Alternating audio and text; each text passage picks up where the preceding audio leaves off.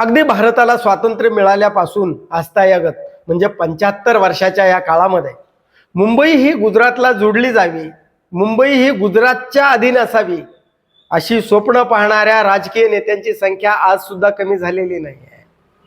आणि त्यातच जे भूतकाळामध्ये जे स्वप्न पूर्ण झालं नाही, जे आपल्या राजकीय पूर्वजांना साधलं नाही, तेच स्वप्न लोकशाहीच्या मार्गाने मुंबईवर जर अमराठी किंवा गुजराती जर महापौर बसवता येत असेल तर भाजपचं हे स्वप्न पूर्ण होईल का? आणि त्या स्वप्नावर भाजपा पाणी सोडेल का? एकनाथ शिंदे बरोबर आतापर्यंत महायुती म्हणून न लढण्यासाठी राजी नसणारा हा भाजपा अचानक एकनाथ शिंदेबरोबर महायुतीमध्ये लढण्यासाठी कबूल कसा काय झाला असेल? यासाठी भाजपनं कोणत्या अटी घातल्या असतील आणि एकनाथ शिंदेंनी त्या अटी स्वीकारल्या असतील का? ठाण्याच्या बदल्यामध्ये मुंबई ही या भाजपच्या स्वाधीन करण्याचा राजकीय सौदा किंवा राजकीय खेळ झाला असेल का? याविषयी आज आपण सविस्तर असं राजकीय विश्लेषण पाहणार आहोत। तत्पूर्वी आपण जर चॅनलला सबस्क्राईब केलं नसेल तर पहिल्यांदा जरूर सबस्क्राईब करा। मुंबई ही गुजरातला जोडण्यासाठीचं स्वप्न गुजराती माणसानं अगदी मोरारजी देसाई पासून तर आतापर्यंत त्यांची राजकीय इच्छा आणखी ही कमी झालेली नाहीये। आजही मनोमन जर मुंबई गुजरातला जोडता येत नसेल तर ती मुंबई स्वतंत्र असावी असा सुद्धा एक विचार पुढे येतो। ती केंद्रशासित करण्याचा सुद्धा त्यांचा मनसुबा दिसून येतो। मग जर मुंबई यांना गुजरातला जोडता येण्याचं जे स्वप्न होतं त्यांना पूर्ण करता आलं नाही, कारण भूतकाळामध्ये महाराष्ट्रीयन विरुद्ध इतर असा संघर्ष या मुंबईसाठी झालेला आहे।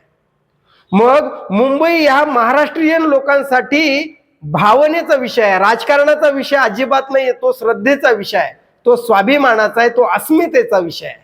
म्हणून जिथे जिथे गुजराती विरुद्ध महाराष्ट्रीयन असा सामना होतो तिथे तिथं या गुजरात्यांना काहीच हाती लागलेलं नाही आहे इतिहासामध्ये। पण आता जर ती संधी म्हणजे लोकशाहीच्या मार्गाने मुंबईचा महापौर म्हणजे निवडणुकीच्या माध्यमातून मुंबईचा महापौर अमराठी किंवा गुजराती असा जर बसवता येत असेल तर भाजपा आणि ती संधी एकनाथ शिंदेच्या माध्यमातून त्यांना मिळत असेल तर त्या स्वप्न किंवा त्या स्वप्नावर पाणी सोडायला भाजपा कदापि तयार होणार नाही ना। कशी तयार होणार आहे? नाही, अजिबात होणार नाही। पण मग जर आजवर की युती महायुती म्हणून एकनाथ शिंदेबरोबर लढायचं नाहीये असं भाजपा अगदी स्वबळाची भाषा करत होता, तो भाजपा अचानक एकनाथ शिंदेबरोबर राजी झाला युती करण्यासाठी, महायुती म्हणून लढण्यासाठी तो भाजपा राजी झालाय। यासाठी या भाजपनं काही अटी घातल्या असतील का? सहजासहजी भाजपा एकनाथ शिंदेबरोबर महायुती म्हणून लढण्यासाठी तयार झाला। या रवींद्र चव्हाणांना दिल्लीला जावं लागलं, अमित शहांबरोबर त्यांची बैठक झाली। मग अमित शहांनी रवींद्र चव्हाणांना सांगितलं, तेव्हा कुठे रवींद्र चव्हाणांची आणि एकनाथ शिंदेची बैठक झाली आणि या दोघांनी मिळून आम्ही महायुती म्हणून महानगरपालिकेच्या निवडणुकांना सामोरं जातोय असं त्यांनी सांगितलंय। मग जी युती करण्यासाठी अगदी दिल्लीश्वरांना अगदी हस्तक्षेप करावा लागला, म्हणजे गल्लीची निवडणूक दिल्लीचा हस्तक्षेप होत असेल तर मग भाजपा किती खुशीनं या महायुतीसाठी तयार झालाय हे आपल्या लक्षात येतं। कारण भाजपला ही युती नकोच होती आणि त्यांना नकोय सुद्धा, कारण गेल्या वेळी त्यांची जी नगरसेवकांची संख्या आहे ती 80च्या पुढे गेलेली आहे आणि यावेळी त्यांना काही करून 150च्या वर जागा लढवायच्यात, 160 पर्यंत जागा लढवल्या तर ते 100चा आकड्याचं स्वप्न पाहतायत। आणि मग जर 160 जागा जर भाजपला लढवायचे असतील तर एकनाथ शिंदेंना ते 50-60 जागावर कसं लढवणार आणि काय होणार पुढे? जर जास्तीच्या नगरसेवक जर भाजपचे येतील त्यावेळी महापौर एकनाथ शिंदेंचा कसा होईल?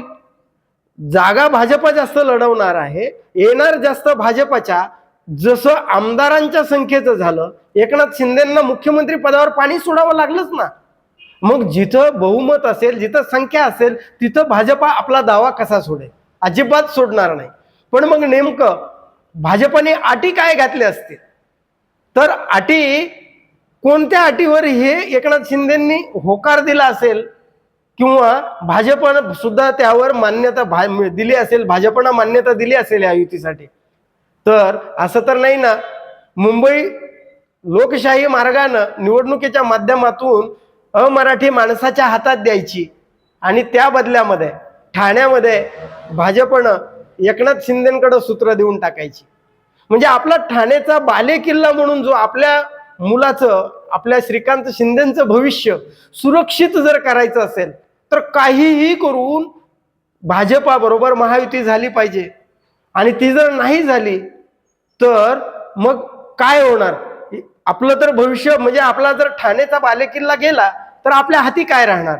म्हणजे उपमुख्यमंत्री पद तेही बळे आणि आता जर पुन्हा ठाण्याचा बालेकिल्ला जर गेला तर आपल्या मागे जे आलेला वर्ग आहे तो कोणत्याही क्षणी भाजपाकडे सरकू शकतो.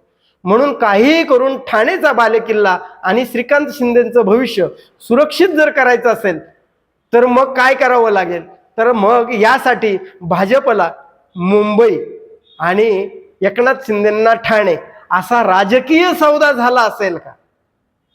कारण जर तसा झाला नसेल तर भाजपा राजी का होईल? कारण ठाण्याच्या बदल्यात मुंबई ही भाजपनं मिळवली आहे का? आणि भाजपचा जो महापौर असेल, म्हणजे मुंबई गुजरातला जोडण्याचं स्वप्न पूर्ण झालं नाही, पण मुंबईवरची सत्ता एक अमराठी माणूस सत्तेवर बसवून किंवा एक गुजराती महापौर बनवून भाजपा त्यांचं जे त्यांच्या पूर्वजांनी पाहिलेलं स्वप्न आहे ते पूर्ण करेल का? त्यासाठी एकनाथ शिंदे मदत करतील का?